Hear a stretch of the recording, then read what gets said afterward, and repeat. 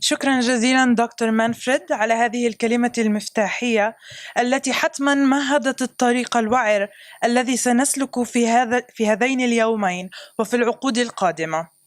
بهذا نكون قد انتهينا من الكلمات الافتتاحية، وسننتقل مباشرة إلى الجلسة الأولى التي سترأسها وتديرها الدكتورة ليندا طبر. أنوه إلى ضرورة الالتزام بالوقت المدرج على الجدول. أدعو المشاركين في الجلسة الأولى إلى المنصة. صباح الخير. برحب فيكم في الجلسة الأولى للمؤتمر بعنوان قضايا مركزية حول ديمقراطيات الحقبة الراهنة. بحب أعرفكم على المتحدثين في هذه الجلسة. بسبب ظرف طارئ الأستاذة ريم بهدي تقدرش تكون معنا اليوم. الأستاذة ريم البطمي ستقدم ورقتها. الورقة الأولى للجلسة بعنوان تقنين الديمقراطية أو ديمقراطة القانون لريم بهدي. ريم بهدي أستاذة في كلية القانون في جامعة وينزر بكندا ومديرة لبرنامج كرامة. ورقتها ستقدمها الأستاذة ريم البطمي، وهي باحثة أكاديمية ومتحاضرة في معهد الحقوق في جامعة بيرزيت. الورقة الثانية للجلسة عنوانها توعك النموذج الليبرالي للديمقراطية لباسم زبيدي.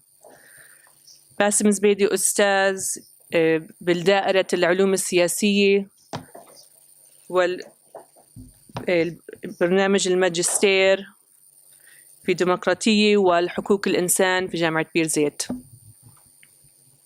والورقة الثالثة للجلسة عنوانها هابرماس حول الديمقراطية والسيادة الشعبية والتواصل والنضال في سبيل الاعتراف لجورج أولريخ. جورج أولريخ مدير البرنامج الماجستير الأوروبي في حقوق الإنسان والتحول الديمقراطي وأستاذ في حقوق الإنسان بجامعة ريغا في لاتفيا. فنبدأ بورقة ريم بهدي ستقدمها الأستاذة ريم. دوروا في جامعة بيرزيت يعني على ريم PRB لقوا ريم بطمي، فقرروا إنه أنا لازم أعمل مداخلة الدكتورة ريم بهدي. راح تكون المداخلة باللغة الإنجليزية مش باللغة العربية لأنها مكتوبة بالإنجليزية. This paper uses the case study of the indigenous peoples in Canada to explore the disconnect between the rule of law and democracy as abstract ideals and the rule of law and democracy as they manifest in the real world. Considering the long history of oppression and attempted genocides of indigenous peoples in Canada, this paper asks questions: how could we let genocide happen, and how do we let the oppression continue in the full view of democracy and rule of law?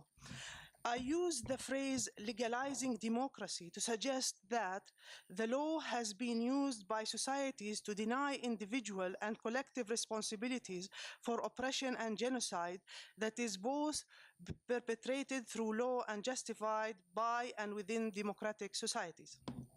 In response to the legalizing of democracy, the democratizing law has been used, democratizing law is proposed. By this, I mean that the law actually serves the basic assumption of a democracy, which is the first and the foremost that all have equal dignity and worth in a democracy, and that democracies do not differentiate between groups on the basis of collective identities, whether claimed or imposed. The rule of law. Democratizing law is connected to the notion of the rule of law. Let's start by acknowledging that the rule of law is a contested concept. The classical articulation of the rule of law is often associated with A.V. Dacey. I invoke Dacey only for the claim that the rule of law implies in a democracy that none are above the law and that the law applies to all equally, regardless of economic, social, or political status or differences. Violence in the world. That being the case in practice, that law is a form of violence. It sanctions violence and it often results in the other forms of violence. Law is the means through which power is exercised in a society that has renounced crude violence. It legitimizes other forms of violence by giving them a veneer of rationality, specifying who can be violent and under what circumstances. In what follows, I illustrate how the law sanctions and enables violence through examples from policies and laws the Canadian government used to control and commit genocide against the Indigenous peoples in Canada. Canadians recently learned about the impact of residential schools. Residential schools were created by government, often contracted out to churches that took Indigenous children out of their communities, usually by force. Government officials were very clear about the residential school purpose. The purpose was to take the Indian out of the child, because as our Iranian politician then put it, Indigenous people had to be first civilized and then assimilated into the body politics. The residential schools has a tremendous impact on the Indigenous communities. They tore up families and communities. Children were schooled miles away from their homes and not allowed to speak their native languages. It wasn't uncommon for parents and children not to share the same language and thus not to be able to converse together. Many children died from diseases in these schools, and sexual and physical abuses were not uncommon. Residential schools were only one part of a set of techniques to control Indigenous peoples, and this was done through the law. Other strategies include the Indian Act, which was introduced in 1876. The Indian Act created a special regulatory regime for governing Indigenous peoples. For example, the Indian Act created the reserve, defined as a tract of land, the legal title to which is vested in Her Majesty, which has been set apart by Her Majesty for the use and the benefit of a band. The Indian Act created the Indian agent for a government of Canadian official whose job is to administer the Indian Act. For example, a pass system, much like the permit system used by Israel, was created and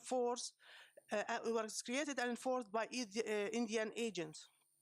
Indigenous peoples could not leave their reserves to go to schools, meet with each other, hunt, or go to the doctor without permission from what was called the Indian agent.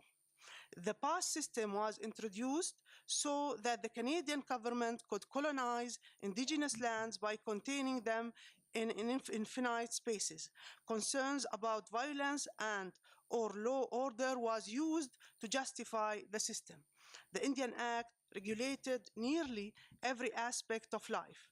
For example, the Indian agent named individuals with European names as part of a process of assimilation. The Indian Act also worked to divide and conquer Indigenous peoples and communities from each other. For example, the Act defined who would be recognized as an Indian. Women especially were denied status on the basis that they had married outside the reserve. The Act also forced those who went to university to lose their Indian status.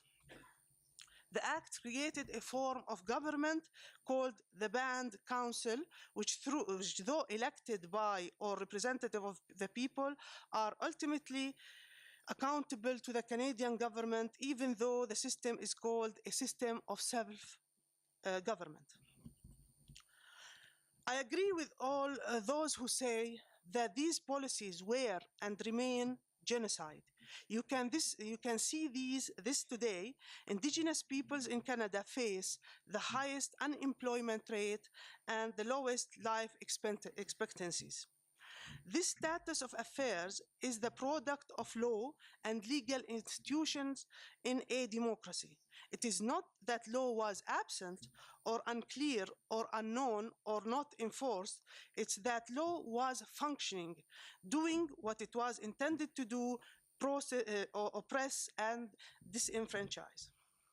This is the legalization of democracy. Democratizing law. At the end of the day, law's democratic limits are society's normative and ethical limits. The democratization project needs not only law reform and reform of legal institutions, but also an unraveling and examination of the social institutions, including normative ones and social practices, particularly those that manifest in the everyday and thus has become invisible to us. In Canada, we held a Truth and Reconciliation Commission on residential schools, which showed that we have to deal with a history of racism which structured the law in Canada. Thank you.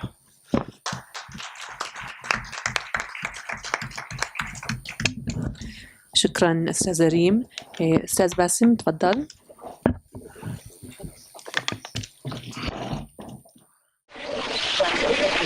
Thank you, Professor Reem. Now for Mr. Bassem Zubaidi's paper, titled The Malaise of the Liberal Model of Democracy.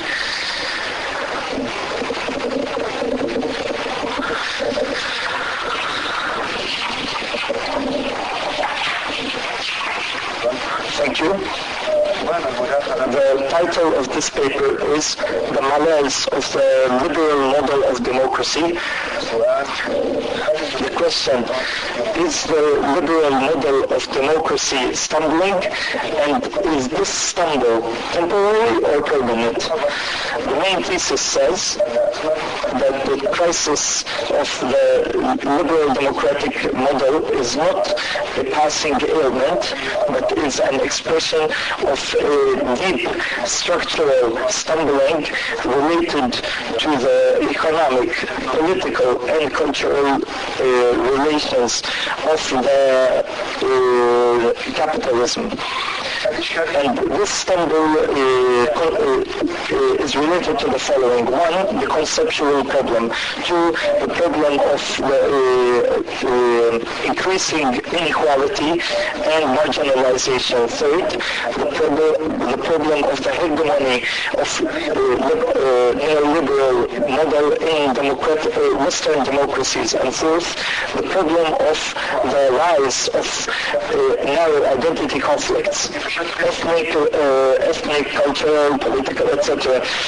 This paper talks about these four main problems. The main question is it possible to face and tackle these challenges? This paper says yes, it is possible to face these challenges, but it must be very cautious. One of the conditions is to avoid reducing democracy to mere procedural matters such as elections, rule of law, separation of authorities, and so on. Democracy must always focus on justice and equality. However, in order to translate this on the ground, justice and equality must be demanded globally, but also the economic and global and discourse facets must be made. The first challenge, the conceptual problematics, or the problematics of the concept. This problem has to do with an abstract concept, where there is a practical reading of all of this. So it is normal that there will be different understandings of democracy and even sometimes contradictory understandings. And that's because there's some lack of certainty in all of this, and because of other historical contexts. Democracy does not extract its meaning from itself, but from the persons who adopt that democracy. And that's why many times democracy is influenced by those who are in power on the religious, economic, cultural, social levels, and so on. On a historical basis, the stance from democracy was related to the political and moral stance in terms of rights, freedoms, and other matters. And therefore there was a distinction made between oppressive regimes and democratic regimes. Many people saw democracy as a way to cause division and chaos inside of society, by the way. And this is some of the ways of mistackling or having a bad democracy, if you may, where there would be a lack of participation between people, and that there would be only an illusional equality between people. And in many cases, power is centered in the hands of certain people. So this is the first view of it. The second view is that democracy is a good way of governance, which gives people their rights and allows them to govern their aspects, equality, freedom, proprietorship, and so on. Just like Tocqueville said, that history moves steadily towards equality in order to end or eliminate the differences between people and attain justice for all. These two views oppose themselves strongly, and they are related to the concepts of equality and social justice. But the power of these two elements has been in a recess. Second challenge, increasing inequality and marginalization and exclusion locally and internationally. Political and social thoughts have been for a long time preoccupied with inequality between people. And as we noticed previously, democracy is a great model to stand up against differences and inequalities. And so Thomas Piketty, who is a French economist who studied the development of capital in the last 3 decades in 23 countries, he noticed that only 1/10 of countries who are the capitalists, so to speak, they receive returns and benefits that far surpass all other people. So 10% are the ones who are benefiting. So the question is this, which ones are the categories or classes which participate in the political process? Is it the people or only a few or small elite? even though the framework of democracy is used, many times the majority are marginalized. Piketty says that the difference between classes in democratic societies does not only expand, but it also appears to be legitimate. And Piketty adds that what is noticeable here is that this shows us a great limitation of liberal democracy. So in such cases, there are big question marks about democratic procedures, and especially since such procedures were used to legitimize the deep inequality between various classes. And so, for example, many times there is a decrease in taxes for rich people, and they help the economic activities of rich ones and do not take into consideration the environmental aspects. And at the same time, these policies increase taxes on the average person from the low and middle levels, and also reduces the allowances, social benefits, health, education, or what have you, and it increases crime and poverty and racism and marginalization. Therefore, liberal democratic regimes have many times increased the gap between the weak and the strong, or the rich and the poor. And so there seems to have been a great contradiction between capitalism and democracy, and this eventually has been leading to authoritarianism and capitalism together, just like the Chinese example. And so this caused great chaos in various governments and has promoted authoritarianism. So, and this also led to the inability of governments to attain equality, justice, and social cohesion.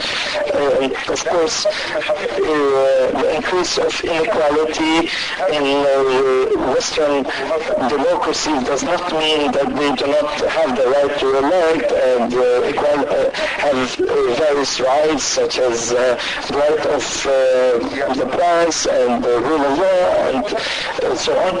But this would mean that their influence on the policies is very limited, because of the elites who have great power in influencing the various policies internally and externally. So the question is, since this minority characterized by the companies, the banks, and so on, whether publicly or non-publicly, the question is, what is the real role of official legitimate democracies if the elite are controlling? Challenge number 3, the hegemony of the neoliberalistic model. I would like to tackle this quickly. There are an interrelated group of policies which are based on the assumption that there would be the principle of free market. The purpose of this model is, one, to increase the role of the market in organizing economic life. Free market, in other words. And this means to give total freedom for companies to enter the market and do various motivations and to help and encourage investments, promote the market in other words. Number two, privatization of various services and companies and promotion of selling goods and so on. And this includes main industries, banks and so on in order to increase effectiveness. Third, to decrease public expenditures on social services such as education, health, and to decrease expenditures on infrastructure such as roads and bridges, which actually replaces the public's interest with personal responsibility. This model has been used in several places, such as the United States and Britain, and its implementation has led to decreasing the allowances for social programs, and this has prevented the children, the women, the elderly, and so on, the needed protection, and they gave total power, almost absolute power to the strong minority, the rich, and so on. In Britain, during Margaret Thatcher's era, there was great promotion of industries and services, such as the industry of iron and water, electricity, and so on. And they did the various facilitations in order to implement these marginalizing neoliberalistic policies. For example, a CEO in the pre-Ronald Reagan era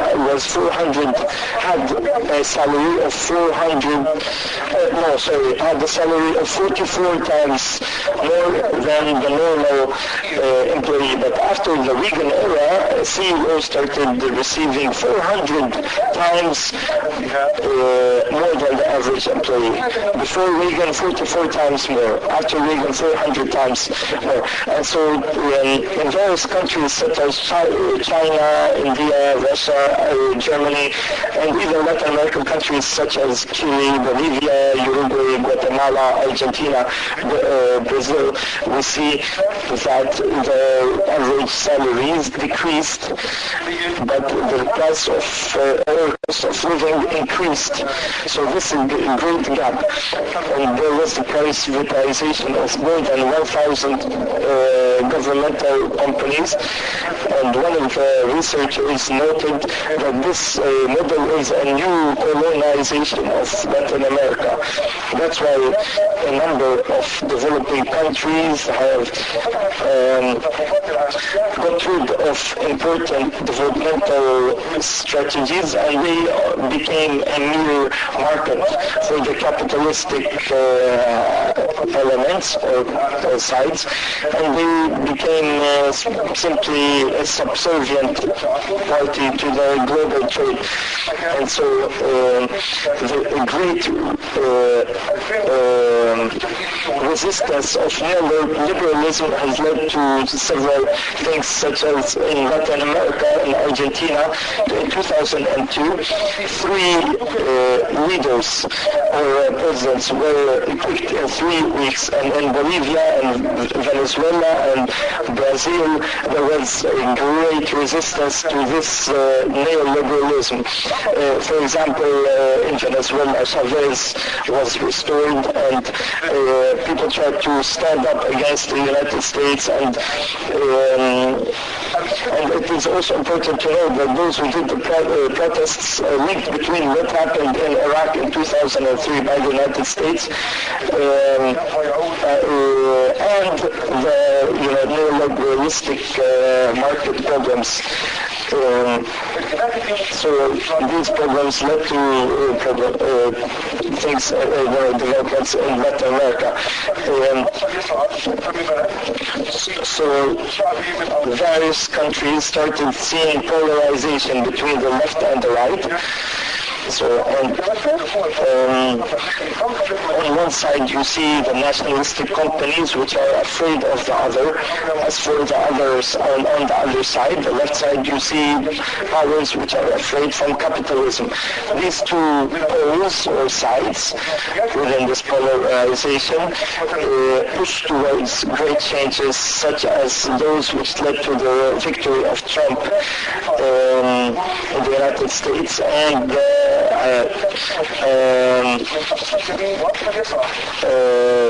yes, the UK is leaving Brexit, yeah, that's it. The UK is exiting the European Union. So this has led to many parties leaving the democratic principles. So the model of neoliberalistic democracy, what is the result from this? It is hard to see what will happen. One, because it is difficult to really define neoliberalism, and two, to see whether it is in a good condition or not in the various countries, or is it being implemented in a correct manner.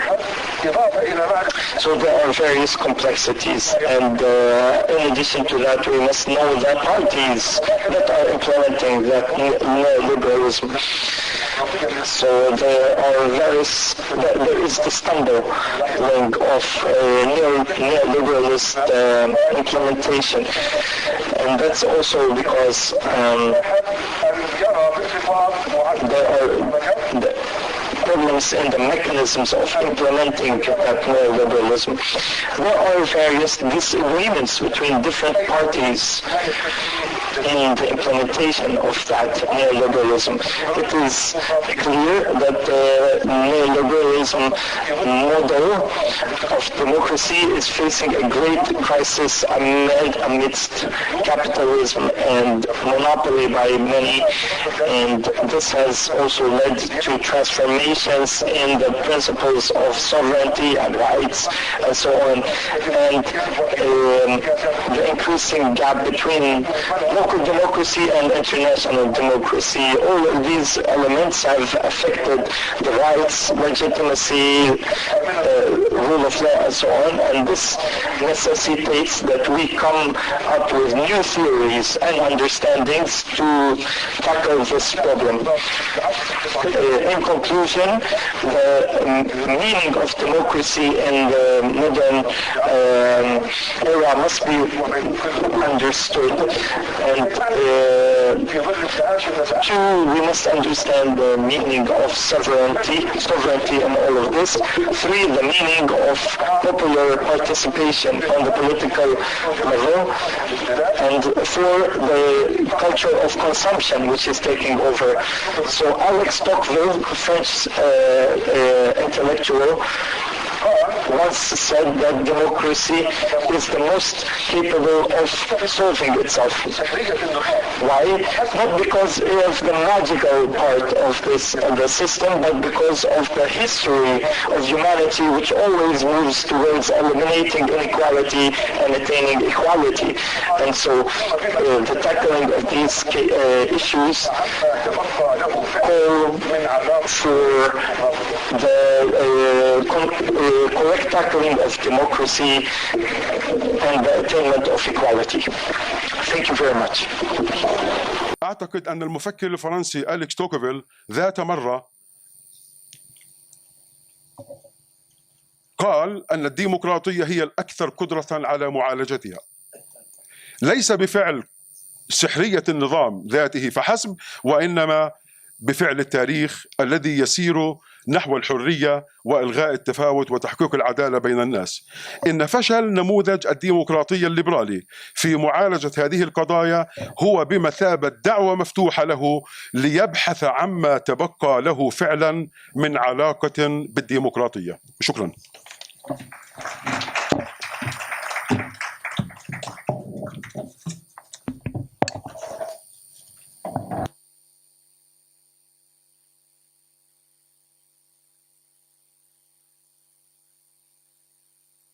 شكرا أستاذ باسم. والآن Ustaz George, please go ahead. Turn this on.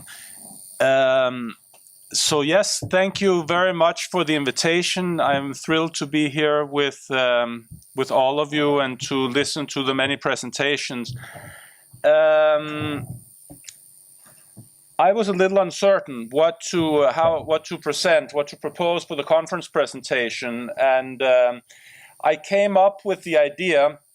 Please maybe switch the slide. I was very inspired by the concept note talking about deformations of democracy, and I felt it's useful to go back to the underlying concept of democracy and elaborate a little bit. How do we interpret democracy? What are alternative possible interpretations? Some of those have already been discussed and mentioned in the presentations today, and I think some of what I will say will, in a certain sense, recapitulate what has already been mentioned. I looked to Jürgen Habermas, who is a German philosopher who in the 1980s applied some of his principles of communicative action and discourse ethics to political philosophy and developed a book called The Inclusion of the Other from 1988, where he, is it on? Yes, where he outlines three normative models of democracy. One is called the liberal model, the Republican model, and the deliberative model. And I'll very briefly sketch these and try to relate them a little bit to the discussions and the tendencies in democracy today.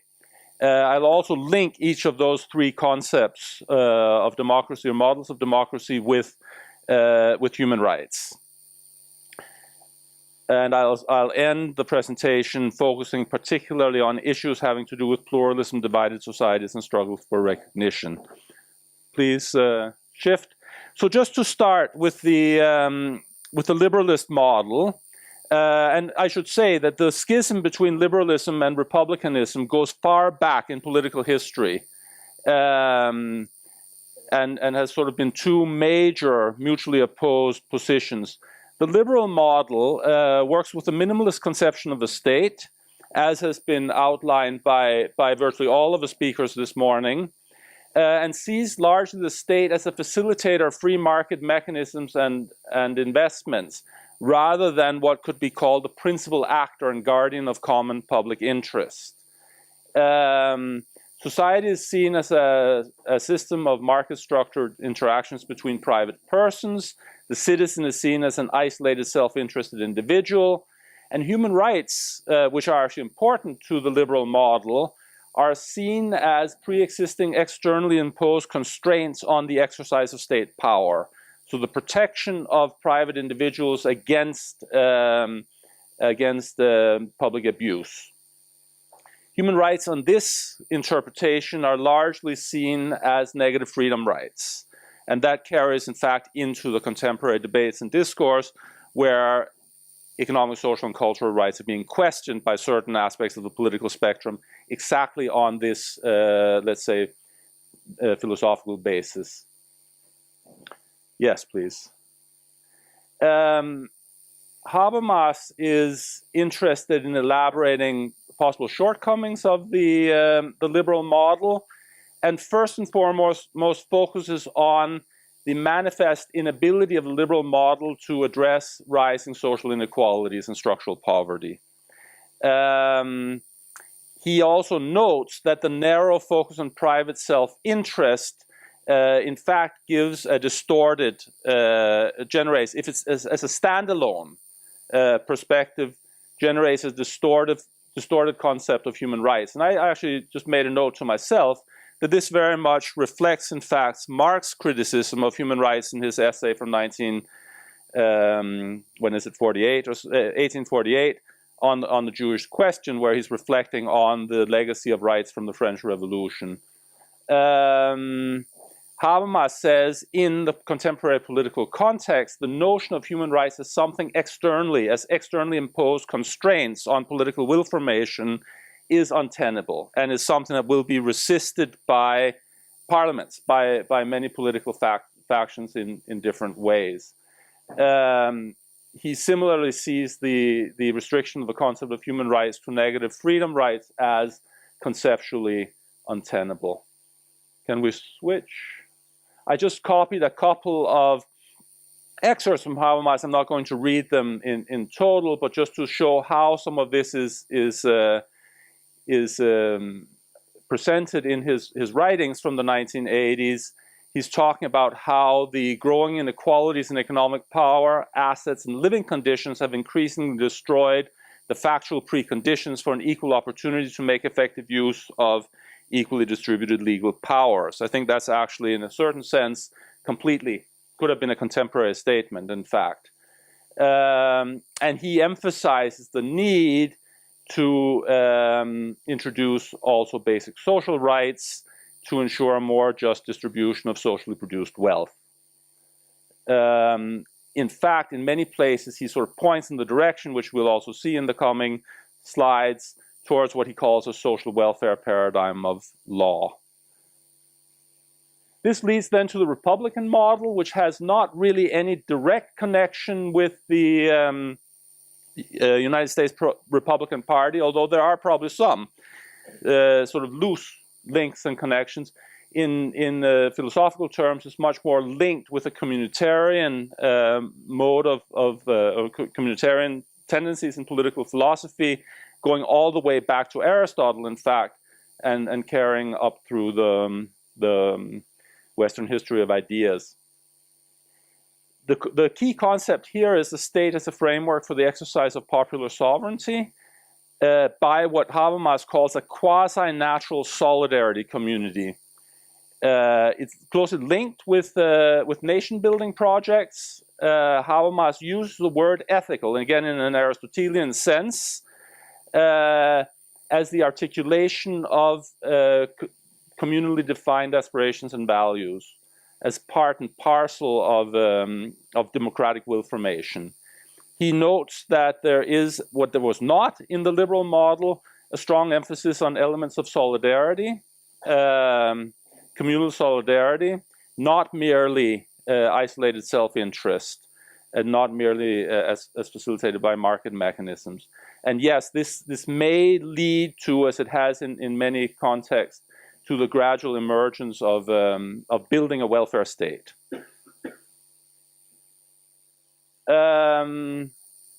With regard to human rights on the Republican model, it's interesting actually, because on the one hand, the concept of human rights is sort of reduced in stature, since it's not seen, human rights are not seen as pre-existing, not necessarily even universal, but are rather simply a product of democratic will formation. They owe their legitimacy to the self-understanding of sovereign self-determination achieved by a political community. So in effect, they're conceptually and logically subordinate to the exercise of popular sovereignty, but at the same time, the scope of the concept is in practice expanded to also include positive rights and positive state obligations, and in fact to reflect what can be seen as the capacity for enabling individual and communal self-realization. Yes, please. Habermas likes, in many ways, key elements of the Republican model, and especially the focus on communal solidarity, the orientation towards a welfare state, the focus on economic, social, and cultural rights, and so on. But primary point of criticism has to do with the excessive presumption of homogeneity and social cohesion. Another way of phrasing this in his writing is that the ethical dimension and unity of communal interaction is overstated. There's an under-recognition of pluralism and social division as a reality of modern societies, and a lack of focus on issues related to marginalization and social exclusion. So he says we need to focus on discourses in which participants attempt to clarify how they understand themselves as members of a particular nation, community, state, or inhabitants of a region, and so on, which is not necessarily always harmonious and homogeneous. Value orientations conflict with one another within the same polity, not necessarily with a prospect of consensual resolution, but nevertheless need to be counterbalanced in a way that this hegemonic ethical discourse will not be able to do. So this, in fact, points us in the direction of a challenge to democracy, which he speaks of as struggles for recognition, taken from writers such as Charles Taylor and a number of other writers prominent in that time. This leads Habermas then to propose his own discourse ethics-based third model of democracy, which in many ways is also a matter of integrating aspects of the other two, as he always does in his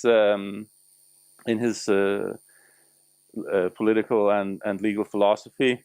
So he says we need to develop democracy models based on legally enacted procedural measures enabling inclusive communicative interaction. It's about balancing interest and reaching compromises to some extent, which is also something that that Manfred was emphasizing in the earlier presentation. He says that we need to think in political terms towards a new balance between the three resources of money, administrative power, and solidarity, from which modern societies meet their need for integration and regulation. This leads to a focus on justice rather than just ethics-oriented communal integration. And he says questions of justice are not by their very nature tied to a particular community, but have an overarching characteristic. With regard to how this places human rights, and this is actually something that's fairly extensively elaborated in Habermas's writings from the 80s and early 90s. And I think really what we're seeing is an attempt at dialectical mediation between the two positions, certainly with regard to the concept of human rights. What he wants to say is the one position, the liberal philosophy, emphasizes private autonomy as a given that cannot be violated by the state. The Republican model emphasizes the supremacy of popular sovereignty, and Habermas says the short-sightedness of both positions is that they don't recognize that they're mutually presupposing each other, or what he says, his language, they're co-original. And he spends a lot of time trying to elaborate and emphasize how, and this is a theme that has been addressed also already this morning repeatedly, how human rights and the exercise of democracy have to be seen to mutually constitute and presuppose one another. And his sort of shorthand formula for this is that human rights legally enables the citizens' practice of self-determination. He says they should not be, just go back 1 second to the previous slide, that doesn't mean that they're simply instrumental for the purpose of democracy. They have an inherent value, but at the same time make the exercise of democracy possible. And it's actually quite interesting in his writings. He actually undertakes a kind of derivation of the different main categories of rights, civil rights, political rights, but also economic and social rights as rights that enable the practice of self-determination. I would like to just look, and in the title of the presentation, I mentioned the word discourse, and these are just some of the presuppositions of the political philosophy taken from discourse ethics, which really center on the requirement for this. All of this deliberative democracy will only work if there's an underlying recognition of the integrity and competence of all members of a given pluralistic, divided political community, which in many ways resonates with the requirement in enshrined in human rights for recognition of dignity of the other, or dignity of the human person. This presupposes, as Habermas says, a readiness to cooperate, a willingness to abide by rules and to arrive at results that are acceptable to all parties in a particular or in a given discourse. This requires what he also, with reference to Gadamer, speaks of as reciprocal, the capacity for reciprocal perspective taking, of putting oneself in the shoes or the position of other factions, other members of society, and asking oneself how might particular democratically enacted outcomes impact all the different constituent groups of society. And he actually goes a step further and as a general principle, stipulates that a regulation can only claim legitimacy if all those possibly affected by it could consent to it after participation in discourse. He's not reducing legitimacy to actual consensus formation. It's rather a reflexive exercise. Could one rationally consent to a particular outcome from each and every position that is assumed by members of the given political community? Yes, please. 5 minutes. That's fine. I think we're okay for time. So with regard to struggles for recognition in complex, divided, and pluralistic societies, Habermas basically says that this is an inherent feature of society, the struggle against oppression of collectivities who have been historically and systemically deprived of equal social opportunities, be that manifested through feminist movements, multicultural movements, LGBT movements, struggle against Eurocentric heritage of colonialism, as we have heard in various presentations. He says a correctly understood theory of rights requires a politics of recognition that protects the integrity of the individual in the context in which his or her identity is formed. And that claims to recognition, and this is simply an inherent requirement of democracy, that claims to recognition must be legally and procedurally facilitated. So if we now look at the flip side of this, or the reverse of this, the way in which patterns of misrecognition distort democracy, I go back to the premise of the conference, Deformations of Democracy. The rise of neoliberalism, in my view, and these are just some of my own sort of final reflections, the rise of neoliberalism both has, let's say, amputated or at least too narrow notion of human rights, inability to recognize the de facto disempowerment and social exclusion that permeates society. Nationalist populism, as we're seeing on the rise in many parts of the world, can be seen as a perversion of a Republican or communitarian model, which is instrumentalized through narratives of exclusion, even demonization of the social other, and an unapologetic disregard for fundamental safeguards as enshrined in human rights.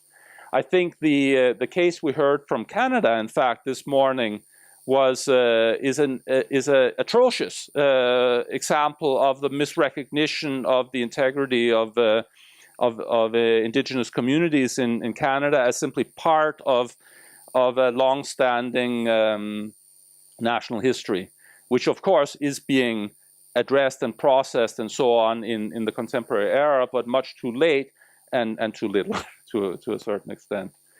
My final slide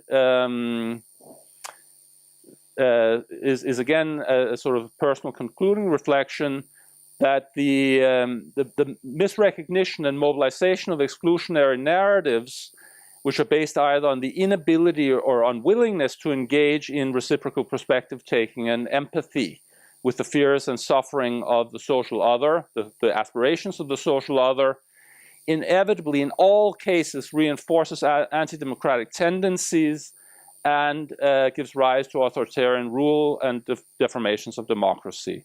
And I think this is what we're seeing to an increasing degree in the contemporary political arena. Of course, I'm totally not the person to reflect on how these kind of reflections apply to politics in the present region, but I take I was very interested in our dinner table discussion last night with the president of the university here. I was reminded how the Oslo process and peace accord, in fact, started with mutual declarations of recognition as a starting point, how that has been sort of sight of to some extent, and the way in which pervasive patterns of misrecognition structured the lack of effective democracy development in, and I think there are a lot of links that could be made in this context. So just in conclusion, these are reflections that date almost 30 years back, but I think in many ways they're contemporary, may help us somehow to focus and articulate our reactions to current trends and definitions of democracy. Thank you.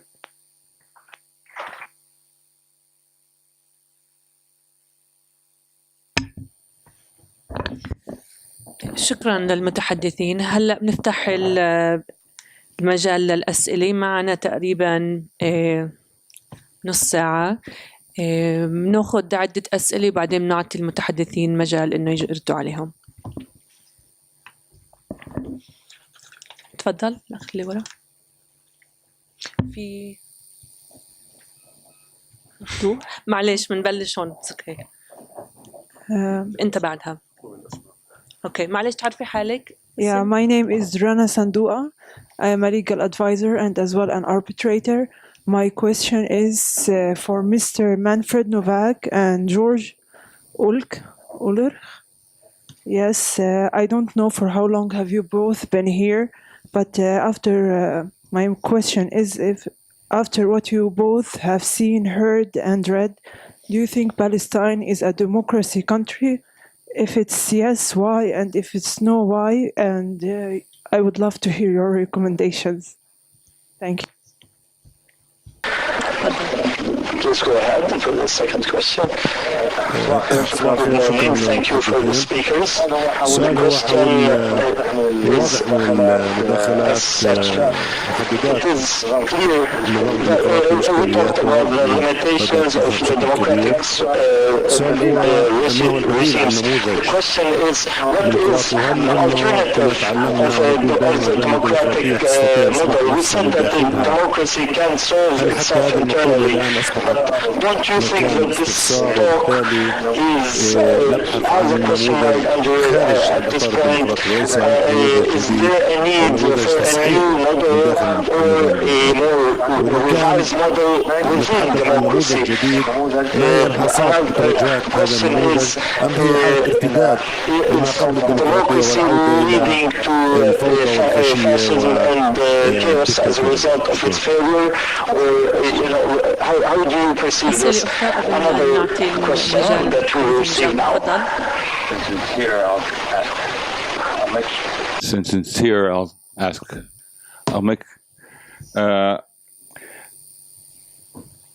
Can we have democracy in a class society? And it surprises me that none of the speakers, when talking about democracy, talked about class structure and conflict and power. And capitalism is based on a class society. And what's the role of class? Another comment. The Oslo Accords did not start with mutual recognition, because the Oslo Accords recognized, or the PLO recognized Israel and a state, and Israel recognized the PLO, an organization. So there was no equal mutual recognition there. And I think that's one of the major problems. In terms of Piketty, it was earlier mentioned that Piketty talked about inequality. One of the conclusions he came to is that inequality is inherent in the capitalist system. Mm-hmm. And what's your comments on that? I would like to add receive one question. I would like to answer actually now.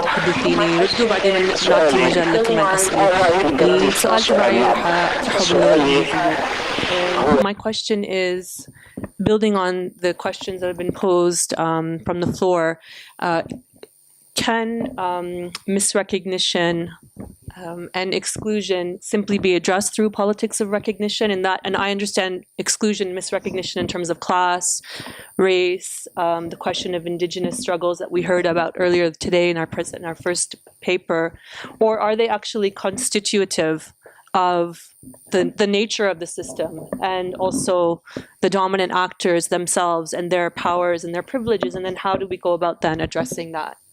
In terms of either recognition or questions of democracy and dealing with questions of inequality and deliberative justice. فهلا بنعطي المجال للمتحدثين واحد يرد. أستاذ باسم. Now we'll give the chance for the speakers to answer. Thank you. Are we in front of a new model? In my opinion, what would help a lot is to give legitimacy and acceptance to say that and recognize that there is a problem. Not just to elect in the ballots is not the completion of democracy. This is actually the view that elections are democracy, or that democracy emanates from elections. This is very, very incomplete. It's only a small part of what democracy constitutes. Hence, this thing must be moral and ethical. And that's because in democratic elections we see that behind the scenes the policies are formulated, and the person who voted is usually the last person who knows about these policies.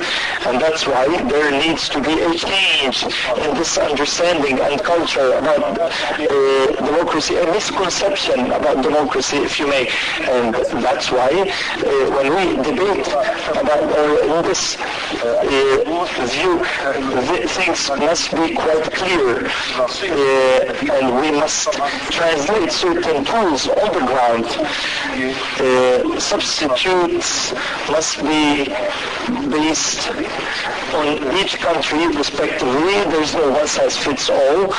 Every country is totally different from the other, as we saw in the last decades. Democracy, it seems like people were using democracy like a rochetta, like by a doctor. No, it's not like that. There is no one-size-fits-all. There are power relations, there are specificities, there are different cultures between various nations. Democracy is like a piece of cloth that takes different measurements which would suit the size of various nations, if you may. And that's why what I see that in the capitalistic world they try to market a one-size-fits-all thing within the neoliberalism and World Bank and so on. There's a big problem. It does not work. It is not okay, or it's not feasible to make one recipe to solve all the world's problems like that. And that's why there needs to be more specificity. Dr. Youssef, in relation to your question about Piketty, I agree that inequality is one of the basic pillars of my capitalism. But the question is this: to what degree is inequality suitable with democracy? So we raise the following question: can democracy come up with a model in which leads to justice, participation, equality? The answer is no, and that's why there is a great contradiction. There is almost a schizophrenia, and that's why according to our experience, we see that democracy needs another source or other components. Despite economic prosperity and so on, these are not alternatives. or solutions as a whole.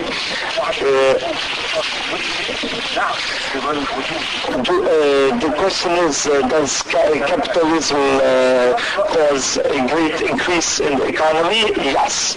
However, there are great setbacks from capitalism.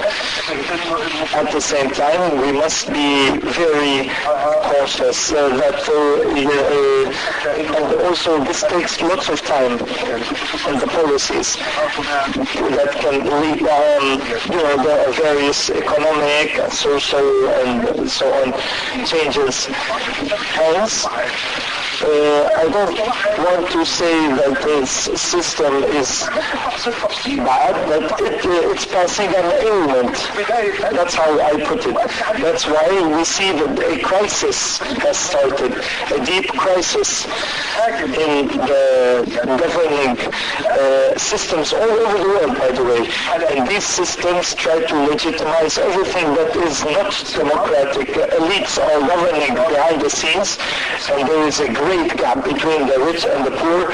And there is the cancellation of the old discourse. Now, today, in these days, democracy is to be presented in a different way from how things must be tackled. A new argument has ensued, and that's not good.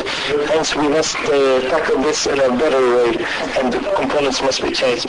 Say, George, I'm going to read to leave. There were. Professor George, would you like to go ahead?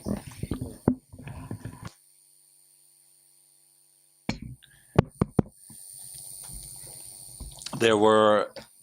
It's okay. Huh? Yeah, there were a number of questions, and I would like to say, I sort of would like to repeat the sense of humbleness that I started out with. That I'm absolutely not here to say I have answers to, but I think questions were very pertinent and very relevant. Need for new model within democracy, questions of class struggle, for example, and whether misrecognition and exclusion can be tackled effectively within a democratic framework. They're variations of the same question in a certain sense. And I think, I'm biased as a person raised in the Scandinavian countries and Denmark. I've sort of come from the experience of a relatively functioning social democratic model where class struggles have been, in fact, fairly effectively channeled through democratic processes, and I think part of Habermas' political philosophy, which comes out of a Marxist tradition, has sort of moved in that direction as well. It may be that global inequalities are reaching a breaking point where such where the democratic processes are not any longer capable of effectively channeling class interests or the contestation of class interests and so on. I don't think I have the answer to that, and it's the same kind of thing. We see a very strong rise of xenophobia, of exclusionist narratives in the political sphere, a lack of will of consensus building and so on, and sort of political instrumentalization of fear and hostility and all of this. And when will things reach a breaking point where the democratic structures are no longer willing to effectively capture and handle those? I just simply don't have the answer. We're here to watch, and I think the fallback on human rights safeguards, I wholeheartly agree with that as a response, but I'm not sure it's the final or effective response. And finally, there was a very difficult question: is Palestine a democracy? I'm absolutely not the person to answer that in any authoritative way. But what I can say, I took note also of the concept note and Mudar's initial presentation, talking about the national liberation era as a sort of preceding effective implementation of democratic governance. And I think no revolutionary vanguard, has or group of freedom fighters have perceived themselves as primarily democratically constituted or obliged, and so I think that's, and of course it's a big problem because there's sort of a schism between the sort of implicit authoritarianism of liberation struggles on the one hand, and the aim towards inclusive democratic governance on the other. And I think this is a difficult schism, in fact. Please, Mark, answer. But liberation struggles are also bound by certain principles. Yes. Just to interject. Sure, Professor Manfred? Yeah, I also have been addressed with the first question. My answer is very clear, no. Palestine cannot be a democratic country if the Palestinian people cannot exercise the right of peoples to self-determination. And that means, of course, there is some sort of autonomy where you can have some sort of democratic structures, of course, within the Palestinian Authority. But that doesn't mean that it is a democratic country, because it is under occupation, and under occupation there cannot be a functioning democracy. The other question was alternative to democracy. I think it's the wrong question. I think it's not that we should think about alternatives to democracy. We should think about alternatives to the global economic system. And if we find alternatives to the neoliberal economic system, then also democracy, as has been conceived on the global level also by universal human rights, can function again. But of course, we have very strong tendencies towards fascism and authoritarianism that are extremely threatening. Can we have democracy in a class society? Yes. Democracy has been developed over the centuries in class societies. And the non-class society that we have seen in developing in the Soviet Union and other communist countries finally turned out to be non-functioning. So democracy can work in a class society if we keep the class distinctions and the separation of classes, etc., as small as possible. As George has said, I think in the Scandinavian countries, Sweden as the classical example, actually worked very well. And even Sweden today is a neoliberal country where you have again rising inequality and rising class struggles, and the same in Denmark and others. And finally, on Thomas Piketty, it's right. He said inequality is inherent in the capitalist system. That's true. But again, that doesn't mean that democracy cannot function in a capitalist system. It's again the type of capitalism that we are talking about. In a highly neoliberal global capitalist system, if we continue like this, we will end up with authoritarian regimes. Democracy is threatened by neoliberalism. But if we manage on the global level to establish a non-neoliberalist economic system again, and that cannot be done anymore on the in the context of the nation state. It cannot be achieved even within an organization like the European Union. We need to change the policies of the World Bank, of the International Monetary Fund, of the World Trade Organization, of all the global economic actors, and introduce again the sovereignty of politics over the economy, rather than having democratic and non-democratic countries governed by global financial markets. Okay, thank you. Ustaz Reem. What I would like to say is not a response, but a comment about what Dr. Reem Mahdi presented. The law is part of the problem, but not part of the solution. As Palestinians, we must understand the law in various contexts. And of course the law serves the interests of various parties, and that's why we must work alongside public and private organizations. In Palestine, we keep focusing on the fact that the law is the solution. There is a certain tendency in Palestine that perceives things as such that the legal parties are in control of everything. I know that some of my colleagues might not like what I say, but I think that the legal parties must not intervene too much in public organizations. And this will be very clear when we look at the historic aspect of the law, how the legal aspect developed through the history. Now, for more questions, please, in the front here.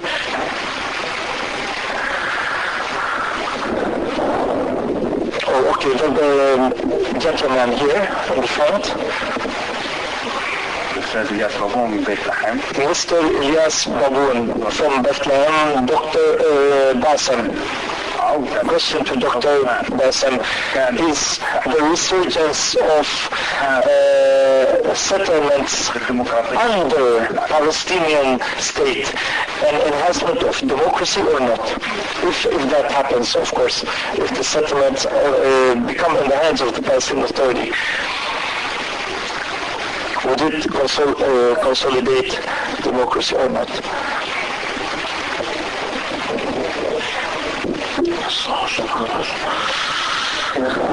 Good afternoon. There are two parts of my comment. My comment has two parts. The first part is the question, is the problem in neoliberalism or the problem is in capitalism? Even though neoliberalism is one of the forms of capitalism. And we talk about the reform aspects of this. Neoliberalism is one of the expressions of capitalism in this phase or era. The second part. The truth here is not truth. What do I mean? The right here is not the right. When we say the right to private ownership, for example, the right to services, to property and so on, are being manipulated by many parties. Under capitalism, these rights became monopolized, and many nations even were robbed from their properties. And so people try to talk about this right as a sacred right, like Marcus was saying. And I see that this right keeps being violated, and democracy and justice are being violated constantly. So even if we say rights and rights, but these rights are being violated inherently. Yes, good afternoon. Lutfi Al-Hurari is my name. As we are all seeing, the whole world with its various regimes is collapsing in terms of the environment, the land, the water reserve, the various aspects of our world. This destruction is coming to all nations, even to the great people, the most influential in the industrial and military جوانب حياتنا، وما بخص هاي الدولة ولا مش هاي جاي دمار على الجميع مهما كانوا كبار وعظيمين وهم مغمضين عليهم في البيئة الصناعية، في بيئة الأسلحة، في كل الأمور الحياتية اللي احنا عايشينها. يسموا حالهم ديمقراطيين، يسموا حالهم جمهوريين، يسموا حالهم مش عارف ايش، كل هذا. وهي في عندك أحزاب النازيين عمالها تطلع في السويد اللي عجبته السويد، هلا في حزب نازي في السويد وغير ألمانيا وغير العديد، زائد طبعا الإخوة للدعويين. فيعني شو الحلول اللي بدنا اياها؟ مش تشخيص وتشخيص فيش عدالة ولا في مساواة ولا عند أي حدا، ولا هن بيأمنوا يستعملوا الديمقراطية مشان يزيدوا مرابحهم، مشان يزيدوا مصالحهم يبنوه. بس هذا في ممكن أي فوكس. لا، بدنا احنا حلول. أنا بقترح إنه لو في تحرك حقيقي، مثلا احنا بنشوف بفلسطين شيء بسيط قال بسموه ائتلاف الإعلام، النقاط اللي حاطينها والبرامج شيء حلو، هذا مشترك فيه. وهذا الائتلاف بضل وراء محطوط حبة الدر. احنا بدنا ائتلاف دولي الحقيقة أممي، سميه شو ما تسميه، اللي هو في كل دول العالم يكون في تواصل وفي خطة عمالها بتنشغل إن شاء الله بأردن فلسطين ولا في دولة كبيرة في الولايات المتحدة والكل يوافق عليه. شكرا لك. Okay, one last question. God bless. You might say that I am backward thinking if I say that I do not believe in democracy. It seems that they have projected the principle of democracy on us, just like in other parts of the world. يعطيكم العافية. يمكن تقولوا عني وجهي أول شيء، لأني أنا ما بآمن بالديمقراطية، لأنه هو مفهوم زي ما أسقط عليه مفهوم المراهقة تم إسقاط مفهوم الديمقراطية على العالم كله، مش بس على المجتمع العربي. بس ما أعتقد إنه في ديمقراطية زي أنا بدي أسلم إنه في مصطلح اسمه ديمقراطية. لا يوجد ديمقراطية بلا قوة. دائما من يمتلك القوة هو من يفسر الديمقراطية. بس يعني إذا بدي أعقب على معلش بس أسئلة محددة عشان الوقت معنا في 7 دقائق بس للجلسة. شكرا لك. أنا سؤالي يعني هل يمكن إسقاط مفهوم الديمقراطية على دولة تحت الاحتلال تطبيق الديمقراطية الديكتاتورية على دولة تحت الاحتلال؟ شكرا.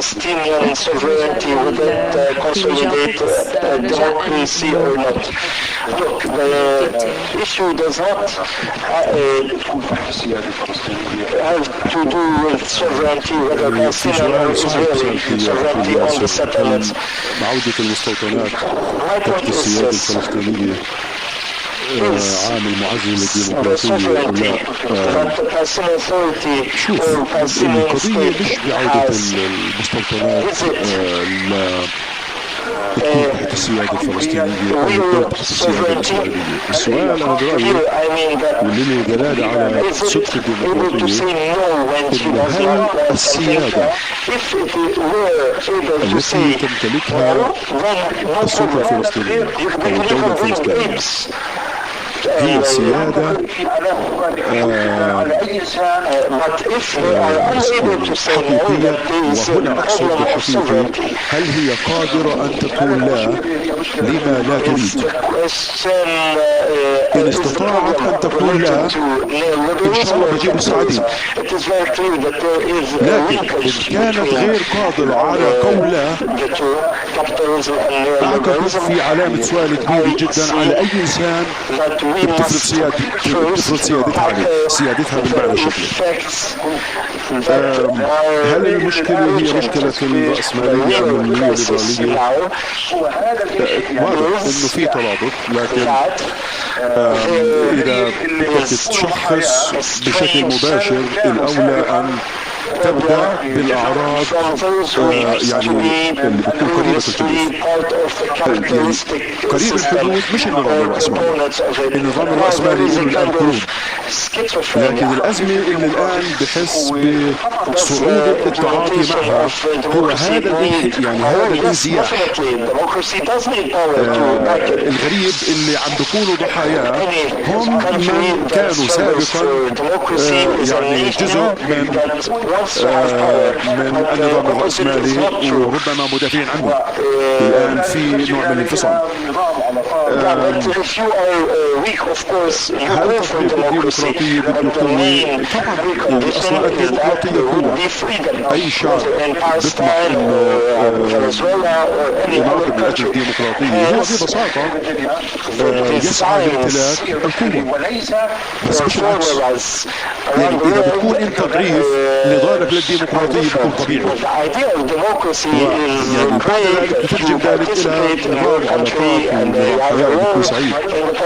بس يجب أن تكون حرا، يجب أن يأتي ذلك من منبت المكان، سواء كان فلسطين أو يعني أو فنزويلا، فيش فرق.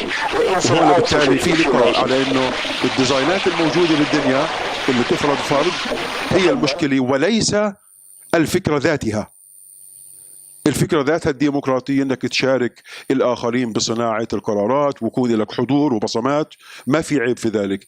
العيب انه عندما يأتي لك مانيوال محدد كيف تفعل ذلك ومتى ولماذا وامتى مع المفتاح يسكره، يعني وبطل ينفع. شكرا.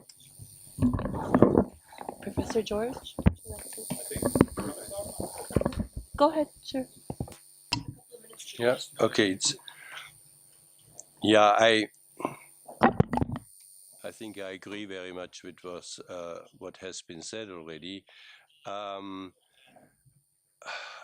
On the first question, if I understood correctly, whether the settlements would be under the authority of the Palestinian Authority, will this consolidate democracy? No.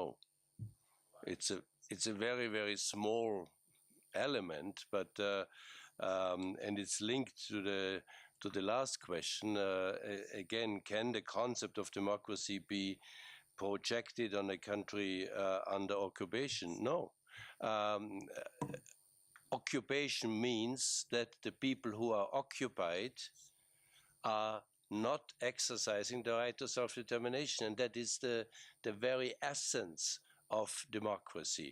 Of course, whatever the people living under Turkish occupation in northern Cyprus, or the Palestinian people living under occupation by Israel, can of course develop some kind of limited forms of democracy, autonomy. Yes, that is possible, but it's not what we really feel is a genuine democracy, because you always have the occupying power that is actually exercising power and force. So it's always a very, very limited. And of course, this would be a first step. I agree with you, but it is not consolidating democracy. To your question, is the problem capitalism or neoliberalism? Of course, it's both, but neoliberalism is an extreme form of capitalism, and the problem was always in capitalist societies, to what extent can the political power actually limit the power of capitalism by policies that are, for instance, and you can do that with all kinds of policies, with taxation, with any forms of interference in the free market economy. And by doing that, you can develop a very well-functioning democracy. And as I said before, if neoliberalism is really taking over, then democracy is under threat. And to the lady in the back, what is the solution?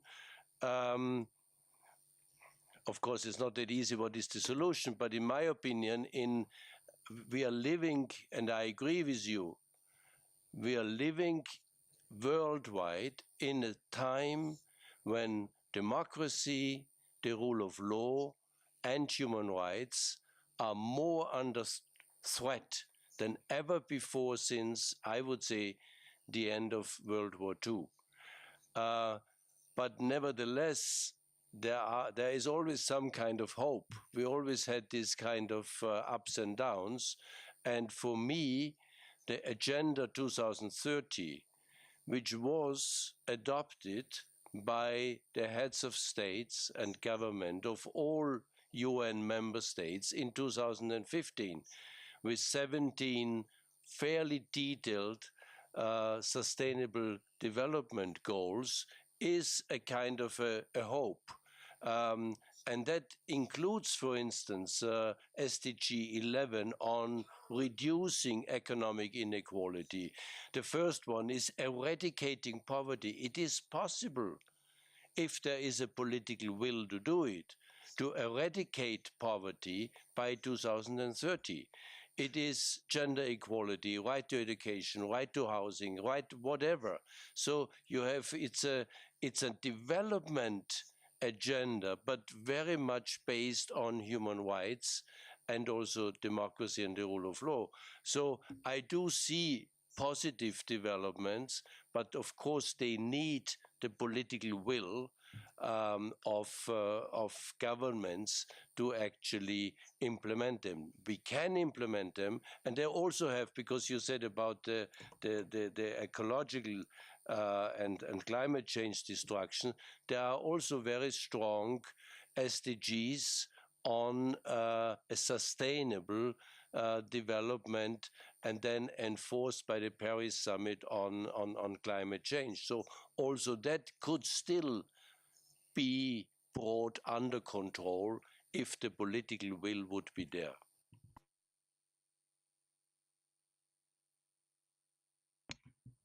I agree with what has been said by both speakers, and I would love to share the optimism of Manfred in the 2030 process and so on, and part of me does. But I think if I understand many of the comments correctly, there's a certain also, at least, sense of disillusionment. You know, we've heard a lot about human rights, we've heard a lot about democracy and rule of law and so on, and it doesn't seem to affect the desired and required changes. And I actually have a lot of sympathy, and I understand very, very well where that sense of disillusionment and where it comes from. And I'm not self-confident enough to say that we have all the answers to, but I do think one has to be very careful not to throw out, so to say, the baby with the bathwater, or throw out the normative framework that allows us to call violations of indigenous rights in Canada atrocities and real violations. I mean, if we don't maintain a commitment to the underlying standards of human dignity and inclusive political decision making and so on, I think we really leave the space open to exactly the wrong parties, so to say, you know. And I think that's my only sort of additional comment to the what has been said. نكمل النقاش على الغداء. Thank you. بحب نكمل النقاش على الغداء أكيد أشياء مهمة. يعني بشكر المتحدثين أوراق جيدة وطرحوا قضايا كثير مهمة ومثيرة للاهتمام. بشكركم على حضوركم.